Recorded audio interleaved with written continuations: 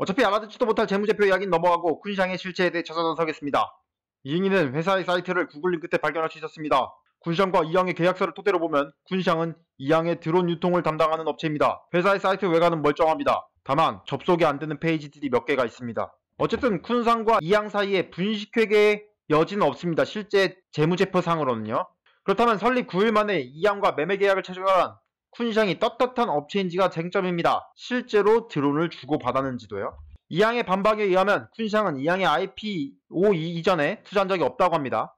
이양의 SEC 공시에 의하면 이양의 현재 대주주는 회사 내부자가 대략 60% 그리고 젠 파트너스, CGB 캐피탈 등이 있습니다. 하지만 꼭 회계 부정을 저지른 용의자가 실제로 있다면 회계 부정이 저 중에 있는 것은 아닐 겁니다. 상장하면서 팔아버렸을지도 모르니까요. 여기서 의혹이 생깁니다. 이응이는 주변의 제보와 구글신의 도움으로 앙투앙 파이낸셜 그룹을 발견합니다. 2017년부터 이양과 관계가 있는 걸로 보이는 회사입니다. 2017년부터 이양과 이해관계가 있는 걸로 보이는 회사입니다. 기술력은 있고 드론 제조 시절은 없다고 하는 이양에게 드론 제조를 담당해준 FACC라는 회사와 이양의 협력 관련 기사도 앙투앙 그룹의 홈페이지에 있습니다. 일단 쿤샹의 관련 기억을 조사해보았습니다. 회사의 임원진 중 루팡 레이라는 사람을 발견합니다. 이게 쿤샹이고요. 이 사람은 어떤 사람일까요? 들어가 보겠습니다. 제가 한자를 모르니 번역해보겠습니다. 놀랍게도 앙투앙 투자그룹이 나옵니다. 앙투앙 그룹의 사람이 이양의 상장 전에 쿤샹을 설립해서 매매 계약을 작성하고 이것이 상장을 하는데 긍정적인 영향을 줬다면 문제가 생길 수 있습니다. 앙투앙 그룹이 이양의 상장 전에 이양 주주였다는 말이죠. 그러나 루팡 레이는 2020년 12월에 쿤샹의 임원이 됐습니다. 쿤샹과 이양의 계약은 2019년 2월로 쿤샹과 이양을 모두 돕고 싶었던 앙투앙 그룹이 재무에 빠삭한 임원을 파견해줬다고 해석할 여지도 있습니다. 그런데 말입니다. 루팡 레이 이전에 회사의 임원진 모두가 앙투안 그룹과 관련 있는 사람이었습니다. 쿤샹과 앙투안 그룹이 서로 큰 연관이 있으면 분명해 보입니다. 그런데 말입니다. 이황과 쿤샹의 매매 계약서를 보면 쿤샹 쪽에서 대표자로 사인을 한 건 밍디라는 사람입니다. 이 밍디는 어디 있을까요? 쿤샹에선 보이지 않습니다. 이전에 쿤샹의 최대 주주였던 심천의 타이펑 파트너십의 대표가 바로 밍디였습니다. 그리고 2019년 쿤샹의 설립 이후 10월 18일까지 쿤샹의 대주주는 바로 이 밍디가 있는 타이펑 파트너십이었습니다. 여기서 의혹이 추가됩니다. 그렇다면 정리하겠습니다. 이항의 공장이나 분식 회계 문제는 공매도 세력의 억지 보고서에 가깝다. 2번, 이항의 초기 투자자 중에 앙투앙 그룹이 있다.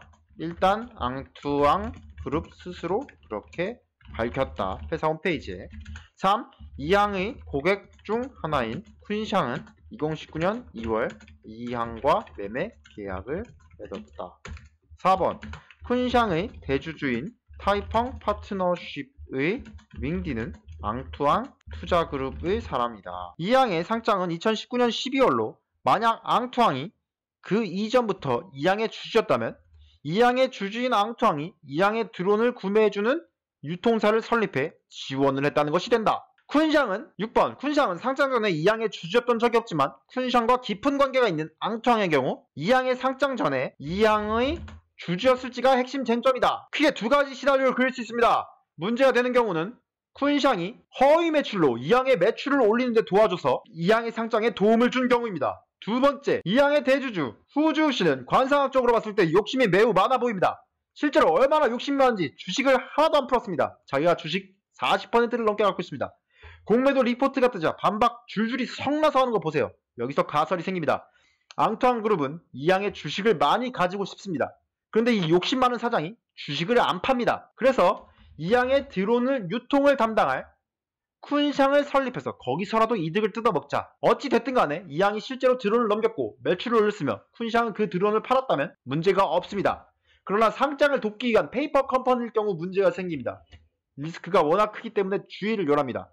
결국 문제는 주식을 하나도 안 팔고 꾹 갖고 있는 이 사장이 문제입니다. 지금까지 이응이 내기였습니다.